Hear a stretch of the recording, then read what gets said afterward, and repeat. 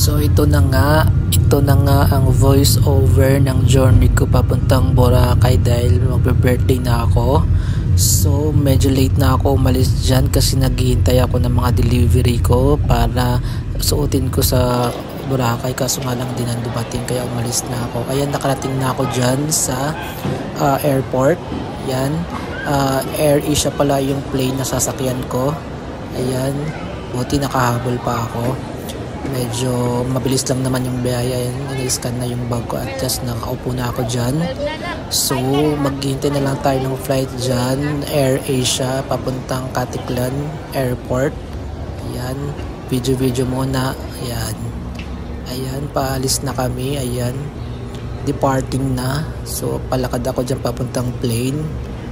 Ayan, so excited na this person.